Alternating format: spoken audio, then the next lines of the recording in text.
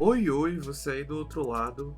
Meu nome é Lucas Mendes e sim, esse é o Cuidado na Estante, seu podcast quinzenal com as melhores dicas e resenhas literárias que vão de clássicos da literatura até lançamentos dos quadrinhos, dos mangás, nunca em 10 minutinhos, sempre em muito mais. Galera, finalmente estamos de volta, quase no fim de janeiro. A gente deu uma parada longa, eu sei. Muitas coisas aconteceram. Eu não vou perder muito tempo falando sobre isso, porque eu sinto que eu falei isso todos os últimos episódios. Mas ainda assim, eu não desisti do projeto, eu não desisti de vocês. Sinceramente, esse podcast ele tem sido uma experiência maravilhosa. Uma das experiências mais recompensadoras que eu já tive na minha vida em relação a muita coisa. E eu sou grato por ele, existir. E eu gosto muito de ter essa plataforma onde eu posso conversar com vocês sobre literatura e conversar, ter um papo legal, ter uma troca boa, tanto pro bem quanto pro mal. E hoje é o nosso grande retorno pro ano e eu achei que acho que vocês iriam ficar felizes se eu voltasse com o mal. Então, o nosso episódio vai ser dedicado ao lançamento do mês. Ele saiu no meio de janeiro, basicamente. E foi um grande lançamento. Ele chegou aqui no Brasil pela editora Record, globalmente, nos Estados Unidos a mesma coisa. E é de uma autora muito popular, que você provavelmente já ouviu falar, chamada Colleen Hoover. Colleen Hoover passou uns bons anos sem escrever. O último lançamento dela foi a continuação do que deve ser o maior sucesso da carreira dela, que é o livro Assim que Acaba. Ela lançou Assim que Começa, a continuação. E desde então a gente tem visto os primeiros passos de uma presença maior dela na cultura pop. Em 2024 a gente teve o lançamento da adaptação cinematográfica de Assim que Acaba, algo que vai ser bem importante no episódio de hoje. Esse ano, ano passado, nós tivemos outro lançamento de um livro dela, que eu não vou lembrar agora o nome, mas tem a grande ex-atriz mirim McKenna Grace e o Twink de Telefone Preto, também conhecido como Twink do live action com Criança do Dragão.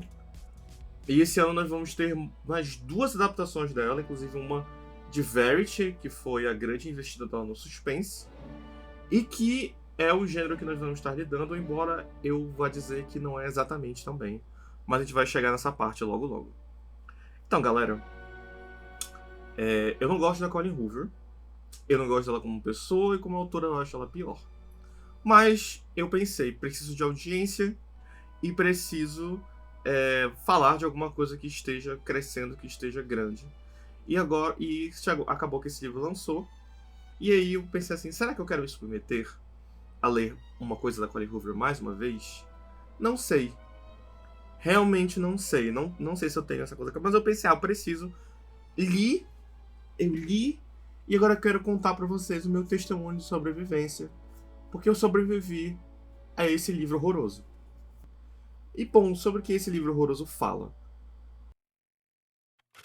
Hey, hey, Kelly here, your fiction therapist with a minor in messy behavior. Welcome back to And What Now, Readers, the podcast where your favorite book drama gets lovingly dissected and lightly roasted.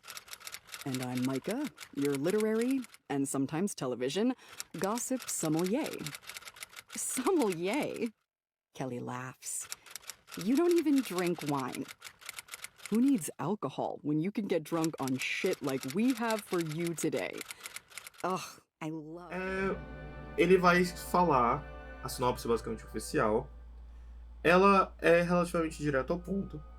Ele vai falar sobre a Petra Rose, que ela já arrebatou multidões e dominou a lista dos livros mais vendidos, mas, após a reação devastadora a uma adaptação de uma das suas obras, ela perdeu tudo. Sua credibilidade, sua audiência e até mesmo a vontade de escrever. O ódio virado à internet a transformou em um alvo fácil, e a cada página em branco é mais um lembrete que sua carreira pode estar chegando ao fim. Desesperada para se reerguer, Petra se refugia em uma cabana à beira de um lago, determinada a concluir o suspense que pode salvar sua vida profissional. Só que ela não vai ficar sozinha por muito tempo. Nathaniel Sand, um detetive misterioso, surge com notícias perturbadoras, o que desperta em Petra uma criatividade feroz, quase obsessiva. Conforme suas palavras ganham vida, a fronteira entre ficção e realidade começa a se dissolver. O personagem escrito por ela não apenas se assemelha demais com o homem que a inspira, como também parece estar assumindo o controle da história. Cada conversa, cada toque, cada segredo compartilhado intensifica a conexão entre eles. Mas a inspiração tem um preço, e Petra logo percebe que o caos que trouxe de volta sua voz pode também destruí-la. O que é real, o que é invenção, e até onde uma escritora está disposta a ir para recuperar a própria narrativa.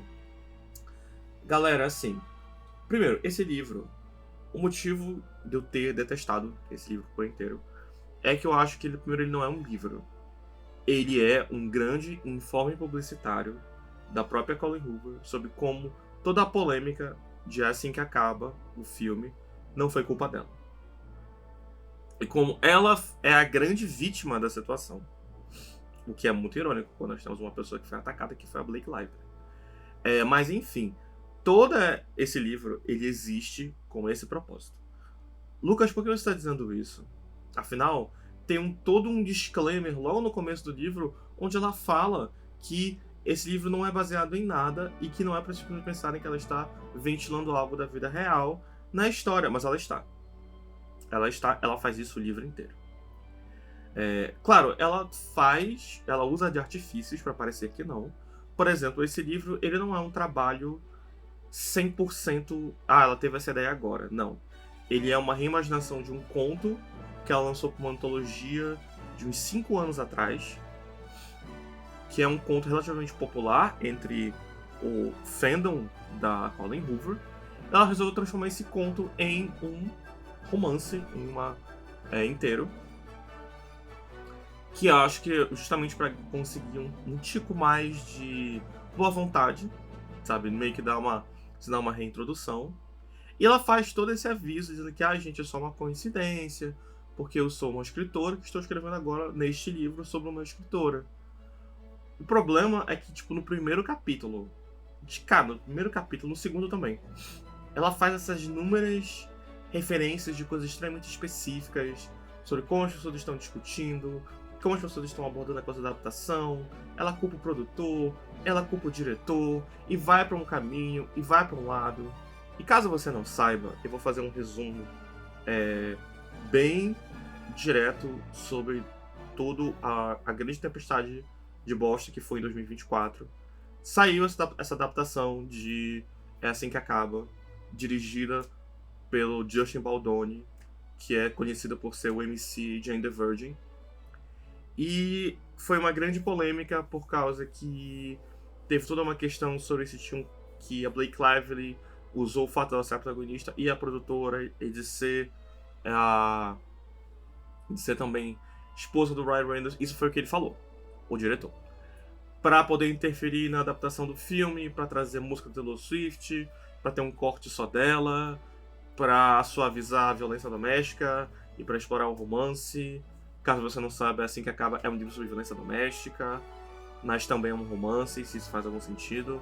Enfim, teve tudo isso e a opinião pública se virou completamente contra a Blake Lively. Eu vou ser muito sincero, eu também fiquei contra.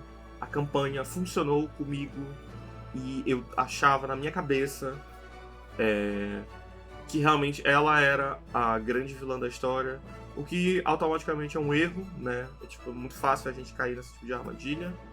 Então eu, por exemplo, assumo que eu caí, mas logo depois começaram a sair várias coisas. A Blake Lively acusou ele de assédio e ela falou que ela tinha provas, e ela de fato tinha provas, e isso está se estendendo até agora. Outras mulheres foram denunciar o cara, outras pessoas foram trazer mais evidências e foram trazer mais essas coisas. Então, a gente não está falando aqui de uma coisa aleatória, não estamos falando de algo que simplesmente é um disse-me-disse, não. Estamos falando de alguma acusação séria e que, sinceramente, meio que acabou com a carreira dela, pelo menos do jeito que era. O que é bizarro, porque Assim que Acaba foi um fenômeno absurdo de bilheteria, só que ele está eternamente atrelado a todas essas polêmicas. Então eu acho isso particularmente um pouco perturbador. E a Colleen Hoover, ela sempre esteve do lado da Blake, ela sempre esteve ali. Mas nesse nesse livro, ela se coloca como essa grande vítima, como ela é essa pessoa que talvez ela que mais sofreu, o que pra mim não faz sentido algum. E ele vai trazer todos esses momentos onde os personagens param. Tipo, de verdade. Tem uma cena, não sei se é no segundo ou terceiro capítulo, em que ela tem uma amiga dela com que elas fazem lives no TikTok. Outra coisa que eu preciso falar. Esse livro, ele é cronicamente online de uma forma muito agressiva, de uma forma que automaticamente é datada. Eles citam Quarta Asa, eles ficam falando sobre romantasias, eles fazem paralelos com youtubers de verdade. Então assim, não é, mas se você consome, você sabe que é, sabe? E eu acho isso insuportável, eu achei isso um saco de ler. E aí tem todos esses momentos que os personagens estão discutindo, e aí o pessoal fala, mas porque o hate de internet, porque eles não sabem o trabalho que é de escrever um livro. Mesmo quando você é uma pessoa milionária, cheia de privilégios, e basicamente não pode ir para um retiro de escrita com tudo pago, as coisas são assim. E aí ele cria essas situações artificiais, com o objetivo de fazer você sentir pena da personagem. Só que o problema é que isso não funciona. Tipo, isso verdadeiramente não funciona. É uma coisa chata. É uma coisa sem clímax. É muito, muito insuportável. E isso fica pior quando entra o personagem do Nathaniel, o detetive. Porque, primeiro, ele não é um personagem. Ele é um arremedo. E tem toda uma parada que, tipo assim, no livro que a Petra tá escrevendo, é sobre uma situação de infidelidade conjugal. Só que assim, é muito sem graça. Tipo assim, a Mona não sabe transformar isso em alguma coisa interessante. Se ela realmente quisesse, apostar no erotismo, se ela quisesse realmente apostar nisso, e ela tenta fazer, ela podia fazer funcionar. Só que além de ser meio insípido, não existe química alguma, isso é constrangedor. Tipo assim, no momento que o cara aparece, tu sabe que ele vai transar com a protagonista, tu sabe que eles vão ter esse grande caso. E quando ela vê, tipo assim, o anel de casado na mão dele, ela fica, tipo, mais excitada ainda. Ela fica, oh meu Deus! Essa oportunidade... Se tem uma parte, tipo, nessa mesma live, que é um argumento mais burro que eu já li na minha vida, que fala que, porque quando o autor ele não vive aquilo que ele está escrevendo, não passa muita verdade. Então, seria bom poder viver essas coisas para poder saber. É muito estúpido. Tipo assim, muito, muito, muito, muito estúpido. Porque o livro, ele quer quase te vender esse argumento com toda a premissa dele, mas além dele não saber sustentar a própria premissa, ele só é chato. Ele só é sem graça de acompanhar todo esse elenco. Todos eles não têm carisma nenhum. E aí isso vai se acumulando, porque esse Nathaniel, ele entra nessa vibe, tipo assim, ele chega pra ela, eu sou casado e tal, mas aí pra te ajudar a inspirar você pro seu livro, eu vou te comer. Eu sei que parece uma forma muito brusca de falar, mas é basicamente o que acontece no livro. E ele vai por isso, tipo assim, eles recriam situações da história na vida real. Tipo, o nome dos personagens são Cam e Raina. Então eles se chamam de Cam e Raina. Eles têm um encontro no restaurante desses muquifos que ficam, tipo assim, nos cantos das estradas. Eles vão para um restaurante muquifo no canto das estradas. Eles fazem sexo ao ar livre na frente da casa do cara onde a esposa tá dormindo. Essas coisas assim. Isso tudo é descrito com uma riqueza de detalhes que não excita, não provoca e só causa um sono. E, gente, eu não falo isso porque eu sou viado. Eu falo isso porque é mal feito, sabe? Os livros super perturbadores e geralmente subversivos do Nelson Rodrigues servem isso, sabe? Outras pessoas. A Anne Rice sabe escrever isso. Nos livros de vampiro dela, sendo que os vampiros dela nem transavam. E ainda era melhor, tinha mais erotismo. Então o problema não é o tópico, o problema é a forma. E a forma está torta, a forma está corrompida. Jogue fora antes que se reproduza. Em nome de Jesus. E é uma leitura... é uma leitura rápida?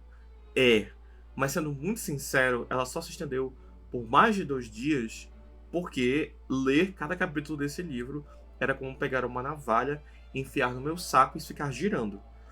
É um saco. A prosa é péssima. Eu até peguei para comparar um pouco a versão em inglês, eu li a versão traduzida, e a tradutora fez milagre para esse livro parecer mais fluido, porque em inglês consegue ser mais insuportável. É impressionante. E aí tu pensa que o livro vai evoluir para alguma grande coisa, ele vai ter um grande clímax, e ele é um grande nada. Ele tem basicamente duas reviravoltas, que nós iremos falar sobre elas, uma pior do que a outra, mas todos eles voltam e giram em torno daquele mesmo tema sobre, qual é o preço da criação? Será que vale a pena a gente ir longe para poder chegar naquilo que... E toda vez volta no assunto da adaptação, toda vez volta no assunto de como é essa grande vítima, como na verdade ela é essa pessoa incrível, teve esse grande azar de cair na máquina moedora de carne de Hollywood. Tipo, cara, ninguém acredita em ti. Para para, por favor. Esse ponto, tipo assim, isso podia ser um tweet. Não precisava ser um livro de 300 páginas. Mas, ela vai lá e faz ser um livro de 300 páginas.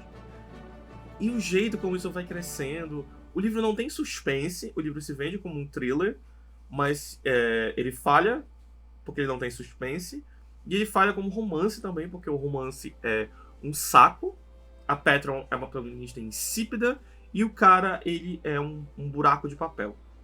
Ele é uma tela plana. Mesmo quando a grande reviravolta sobre ele acontece, ela continua sendo vazia, ela continua sendo superficial, e é ridículo. Enfim, eu acho que eu nunca mais vou ler um livro da Colleen Hoover. Eu sinto que isso aqui enterrou qualquer vontade que eu tenho de ver alguma coisa dela também, em termos de adaptação. Não, eu acho que o filme de Verity vai sair pela Prime Video, ou pela Amazon MGM, ou seja, vai parar na Prime Video. Não acho que eu vou dar stream. Eu acho que eu prefiro me manter longe do trabalho dessa mulher. Acho que ela se tornou uma caricatura dela mesma, o que ela já era. E para comprovar isso, eu vou ter que falar agora das reviravoltas finais e de como isso contribuiu para eu achar esse livro. Provavelmente o pior livro que eu vou ler esse ano. E isso porque eu já tenho baixado Abduzido pelo Seu Chupacu.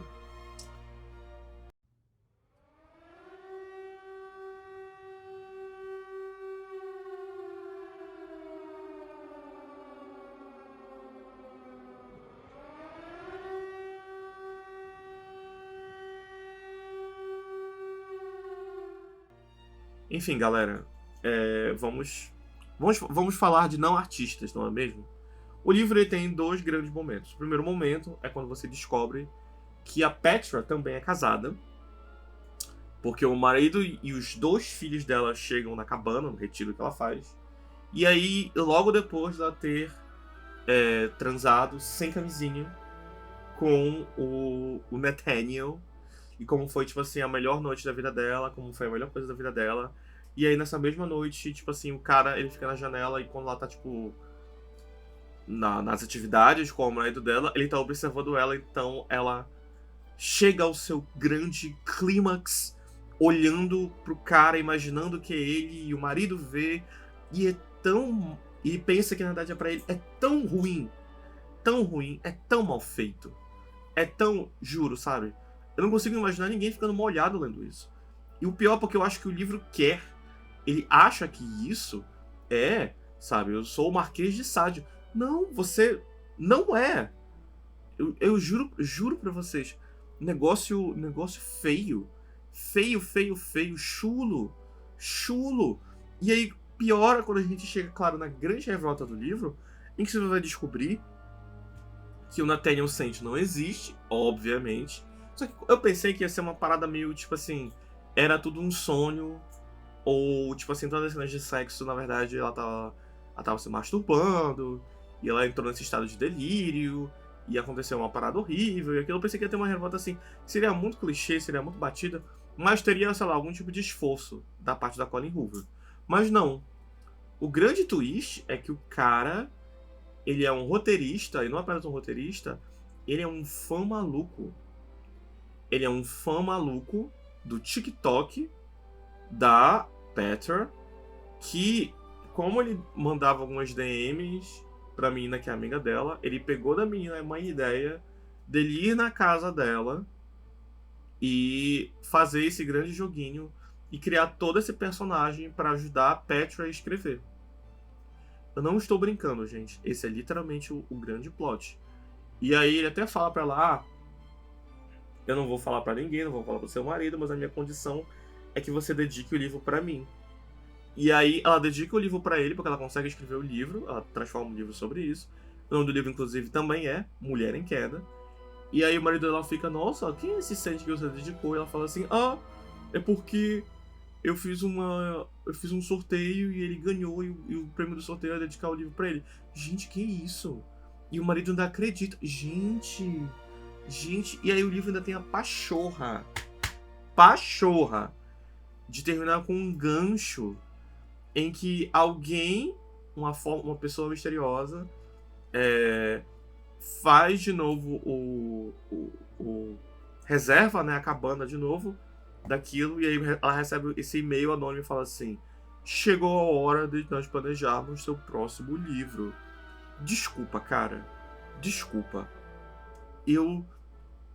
Eu acho que o livro sobrenatural crente e esquisito que eu escrevi quando eu tinha 13 anos de idade, no começo do meu ensino médio, é melhor que isso.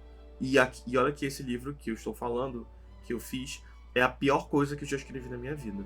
Ainda assim, eu acho mais digno que essa porra. Eu terminei o livro embasbacado com o quão péssima a experiência foi. E eu terminei também sabendo que provavelmente isso vai ser pego para ser adaptado.